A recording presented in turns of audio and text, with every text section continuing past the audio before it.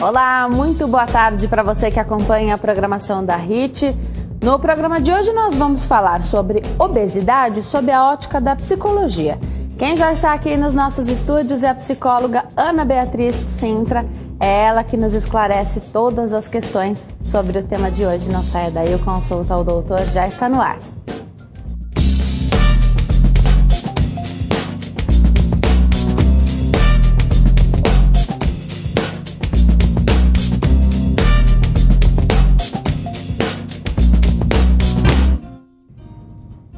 Olá, muito boa tarde para você que nos acompanha de qualquer parte do mundo. Consulta o Doutor começa agora, hoje falando sobre a obesidade, sob a ótica da psicologia. Se você que está em casa já tem dúvidas, aproveita então, liga para cá, 0 operadora 11 3337 5886. Participação também pelo Twitter, @consultadoutor, ou por e-mail, consulta@hittv.com.br. Quem está aqui comigo hoje vai tirar todas as nossas dúvidas é a psicóloga Ana Beatriz Sintra.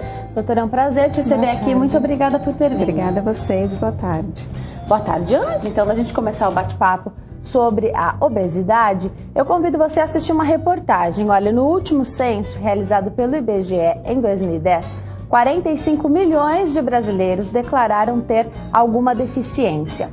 Você vai conhecer agora um projeto inovador que usa a tecnologia na reabilitação dos pacientes. A reportagem é de Eliezer Pereira.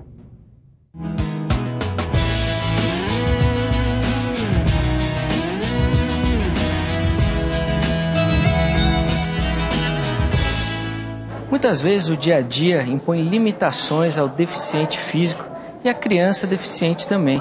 Mas aqui na ACD, um projeto inovador usa a realidade virtual para abrir as portas de um novo mundo. Um mundo que ajuda a solucionar problemas do universo real. É dentro dessa sala que as atividades de reabilitação são realizadas pelas crianças, com o auxílio de um novo amigo, o videogame. Para muitos seria apenas uma diversão. Mas aqui na AACD, o videogame é coisa séria. Faz parte do tratamento dessas crianças. A gente agora está fazendo, já tem uns 3 meses, uma terapia convencional e associa mais uma terapia aqui no virtual. Então tem ajudado bastante, principalmente pela questão de descarga de peso, que ele joga mais peso no lado que ele tinha dificuldade. Sem ele perceber, na hora do jogo, a gente facilita isso e favorece que ele tenha essas respostas mais automáticas. Cada vez ele quer fazer o jogo de uma forma melhor, isso então faz com que a criança tente fazer mais ainda do que ela consegue e superar. Na terapia convencional, às vezes, isso é muito difícil da gente conseguir. Antes eu notava que ele não tinha aquele ânimo de vir aqui, tá? Ele vinha porque sabia que tinha de vir na CD. Agora não, agora ele, amanhã tem um videogame, então ele se diverte, entendeu? E assim, é difícil falar se essa terapia em específico deu um resultado, porque ele já vem trabalhando aqui há um bom tempo. Mas eu acredito que só o fato dele vir com mais ânimo, com mais vontade, já ajuda. Na realidade virtual, todas as dificuldades ficam do lado de fora. As crianças realizam todas as atividades propostas sem reclamar. Os sorrisos e a alegria pela tarefa cumprida são vistos a todo momento. No caso do Daniel Tadeu, as atividades continuam fora da AACD. Em casa eu até comprei para ele e não insisto muito, para não tornar um hábito de 2, 3 horas assim, por dia. Um pouquinho por dia e sempre trabalhando com algo que ele trabalha aqui também, eu acho que já ajuda, entendeu? A motivação é tão grande que os objetivos vão além do tratamento. O Marcos Tadeu explica. Por que você gosta de jogar? Porque eu tenho desse em casa e quero treinar um daquele que eu não tenho. Se os pacientes estão motivados e gostam do tratamento, os resultados são comemorados pelos terapeutas e fisioterapeutas. As crianças, assim, pela questão motivacional, é lógico que elas acabam preferindo, elas gostam muito de vir aqui, é muito divertido, é muito prazeroso para elas. Aí quando a gente tenta uma terapia convencional, que tem que fazer alongamento, fazer exercício, eles não querem muito, porque aqui eles acabam fazendo sem perceber, né? Então a criança acaba preferindo um pouco fazer a terapia de reabilitação virtual. Isso a gente vê em todos os pacientes que são atendidos aqui, acho que é o principal, né? Tanto adulto quanto infantil, principalmente as crianças, gostam muito do videogame. Aí a gente acaba trazendo uma outra visão, videogame que você consegue associar uma atividade motora e ele conseguir fazer aquilo que muitas vezes jogar um futebol é muito mais difícil. Ele aqui no jogo ele vai conseguir de uma forma mais fácil, conseguir pontuações melhores. Muitas vezes a gente coloca um paciente para jogar com outro, então eles fazem a competição, isso motiva ainda mais. Então, com certeza traz bons resultados. A evolução e a resposta dessas crianças ao tratamento é visível, mas nada é melhor que o sorriso e a lição de superação desses pequenos grandes vencedores. Muito bom poder atrair a criançada, então, né? Falou em videogame, então chamou a atenção da criançada e nesse trabalho de reabilitação, então, como a gente viu, surte bastante efeito. Agora sim, a gente começa o bate-papo sobre a obesidade. Quem vai tirar as nossas dúvidas é a psicóloga Ana Beatriz Sintra, já está aqui ao meu lado. Doutora, para começar, então, sob a ótica da psicologia, dá para definir aí algumas causas da obesidade? Dá, se bem que para cada pessoa pode ser uma causa. Precisaria avaliar o histórico do ganho de peso daquela pessoa para a gente conseguir identificar exatamente, personalizar, né? Mas dá sim, são alguns fatores. A ansiedade, que é o mais conhecido de todos, né? Que leva a pessoa a ter um comportamento repetitivo para descarregar a tensão, que é o ato de comer, né? A ansiedade também acaba liberando alguns hormônios que, em excesso, em vez de bloquear a fome e fazer emagrecer, quebrar a gordura, faz exatamente o contrário. Dá fome e não tem a quebra de gordura. Então, a ansiedade em excesso, mesmo que a pessoa não venha comer a mais, ela engorda. Outro mecanismo de defesa, outro aspecto psicológico da obesidade, e esse é menos conhecido, porque eles são inconscientes, são mecanismos de defesa que a pessoa acaba usando a gordura como escudo protetor. Então é uma coisa que a gente não percebe que está fazendo. É difícil de perceber, você acaba sabotando a sua dieta, porque assim, hoje em dia todo mundo sabe o que precisa para emagrecer ou para não engordar. Todo mundo sabe a alimentação saudável que precisa comer. Por que que não consegue? Por quê? Porque tem aspectos inconscientes que levam a pessoa a sabotar a dieta sem ela se dar conta.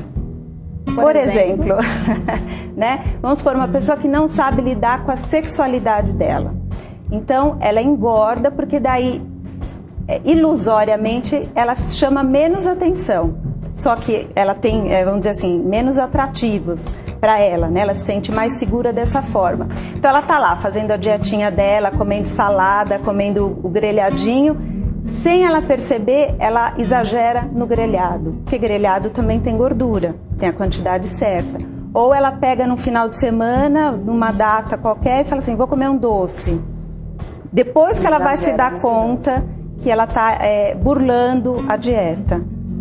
Agora é difícil a pessoa se dar conta disso, então. Por isso que assim, precisa de uma nutricionista para dar um bom cardápio, para adaptar a alimentação da pessoa. Precisa de um médico para acompanhar os exames e da psicóloga para trabalhar esse aspecto. Porque se não criar uma outra estrutura, uma outra ferramenta de defesa para ela aprender a lidar, no caso, né, do exemplo, a sexualidade, ela vai sempre se sabotar. Tá, vamos falar um pouquinho da ansiedade? Porque a ansiedade é uma coisa que muita gente fala assim, olha, eu sou ansioso, eu sou ansiosa. Existe isso de ser ou ansiedade é uma coisa de estar? Você está ansioso. A pessoa pode ser ansiosa o tempo inteiro ou ser ansioso o tempo inteiro é um problema? Pode tudo, né? Porque a gente vive num reino de todas as possibilidades. Então existe a pessoa que é ansiosa e existe o caso dela estar ansiosa. Por exemplo, uma pessoa que é ansiosa, ela é ansiosa com tudo. Tudo gera ansiedade nela porque ela tem medo da resposta. Geralmente são pessoas mais inseguras, menos confiantes em si mesma. Uma pessoa que está ansiosa, geralmente é quando ela tem uma grande expectativa de algo que tem muita importância para ela. Então essa pessoa está ansiosa, ela não é com outras coisas da vida diária dela, ela não é ansiosa.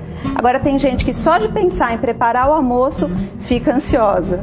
Só de acordar e pensar no que vai fazer de almoço fica ansiosa, coisa simples. Isso é um problema. Ou depende de como a pessoa vai lidar com essa ansiedade? Então, a psicologia só considera problema quando isso interfere na vida diária da pessoa, no cotidiano. E se ela acha que aquilo atrapalha, senão não tem problema. Tá. Quem é que busca essa ajuda, então? A gente está falando de obesidade, é o tema do programa, mas a ansiedade, se é um fator, né? Então, quem é que busca pela ansiedade? Tá, então. A que ponto chega a ansiedade para a pessoa buscar ajuda? Tá, não tem um ponto assim quantitativo, não tem como a gente quantificar isso, mas assim, a pessoa quando ela fica muito ansiosa, o que acontece? Você já deve ter ouvido falar, a pessoa trava, né? Ela tá tão ansiosa com aquilo que ela não sabe o que fazer, não tem ação. À medida que não tem ação, aí ela precisa baixar a ansiedade, buscar ajuda para isso, trabalhar esse ponto. Pode ser que só com psicoterapia ela consiga baixar a ansiedade até eliminar, ou se é uma pessoa extremamente ansiosa, aí precisa até entrar com medicação. Tá. Então, alguém que busca uma ajuda psicológica pela obesidade. Essa primeira consulta, você me relatou aqui que você vai ver o histórico dessa pessoa, desse ganho de peso.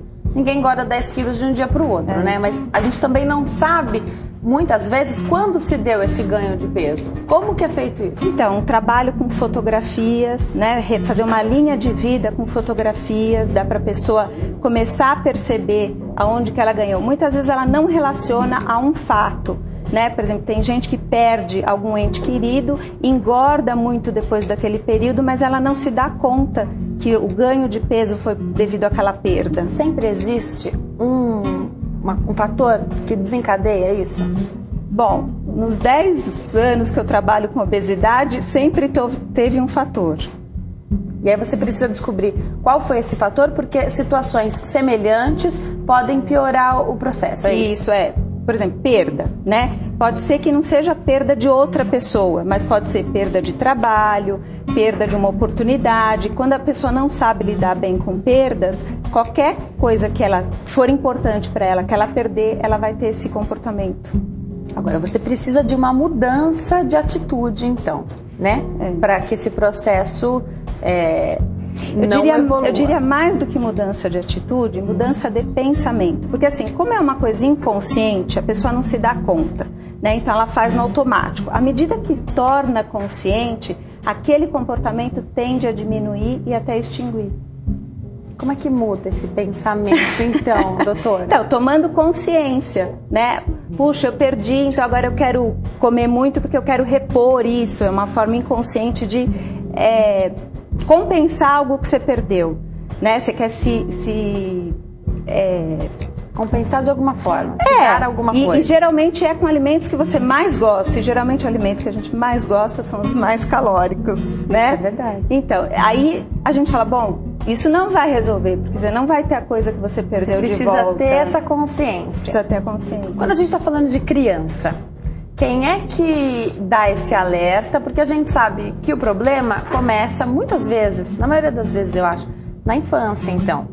Eu já até li alguma coisa sobre a criança ainda na barriga da mãe, com a alimentação da mãe, que muitas vezes só vai se preocupar com a alimentação do filho quando ele nasce. É verdade. O período de amamentação também, tudo isso está nesse processo de obesidade? Também, né? Em menor ou maior influência, mas também. Por exemplo, quando o nenê está na barriga, tudo que a mãe sente, ele também sente. Ansiedade, inclusive? Também, porque é tudo passado por hormônio e tudo está circulando, o que circula na mãe está circulando no bebê, né? Então ele também sente.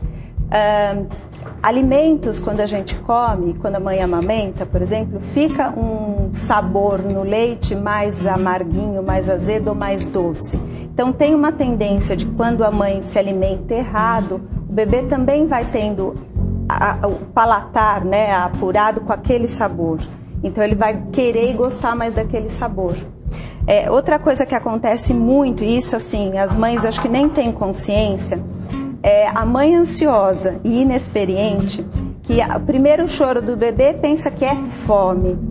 O padrão de comportamento do bebê vai ficando marcado assim: desprazer, seja por dor, seja por frio, seja por qualquer coisa que incomode, comida, porque ele recebe a amamentação. Naquele momento que ele é amamentado, no bebê, com adulto isso não acontece, mas se ele está com frio, ele é aquecido pelo segurar, né? Se ele está com dorzinha de barriga, a dorzinha para. Então, assim, todos os probleminhas dele são resolvidos. Então, fica associado desprazer, comida, prazer. O que acontece se a gente carrega isso da infância, né? A primeira situação desconfortável que você tem, a gente abre a geladeira. Sabe aquela coisa, abre a geladeira para pensar? Então, e daí você vai buscar algum alimento para depois pensar o que é e ver, né, qual é o seu desconforto e tentar resolver. A gente vai falar mais sobre essa influência, então, das mães com os filhos, mas agora a gente atende uma ligação da telespectadora Maria, que fala de Rio das Ostras, Rio de Janeiro. Olá, Maria, boa tarde para você.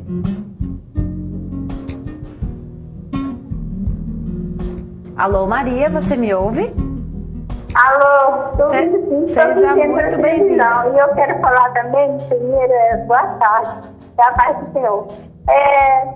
Eu quero, assim, falar que também 6 horas é muito lindo, tá? A televisão, Deus te abençoe.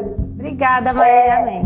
Eu queria falar, assim, sobre... Eu falei aqui agora com o rapaz, eu tinha um menino de 3 aninhos e era muito lindo.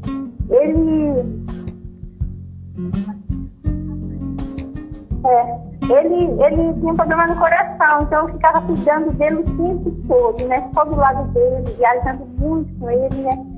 E até que eu não tinha tanto, assim, eu não era muito gorda, não. Eu era, assim, até roupas guardadas, que até hoje guardei que não consigo mais vestir. Aí, depois do falecimento dele, aí ficou, assim, aquela lembrança, né? Aquela saudade, aí comecei a engordar. E quando eu vejo a comida, me dá mais ansiedade de comer. Mas aí tem um outro problema comigo. Se eu for pra rua e eu passar a manhã inteira, eu sou capaz de passar a manhã inteira e na lanchonete e não comer. Eu não fico assim com aquele olho na vitrine, querendo aquelas coisas bonitas. Eu não sei o que há assim comigo, porque eu não sou assim ansiosa na rua. É só se eu pegar a comida em casa. Tá certo. Se eu ver, né? Eu vou na cozinha ver, assim, aí eu vou fazendo como a maçã. Apesar de eu comer bastante fruta, né, legumes e tudo, verdura, eu acabo comendo bastante fruta e assim bastante banana, que dizem que já é mais, né, até ajuda a engordar, se comer mais, né, em quantidade, maçã, essas coisas, só que eu ingiro mais de quantidade, mesmo sendo fruta. Obrigada, Maria, pela sua participação. A psicóloga Ana Beatriz Sintra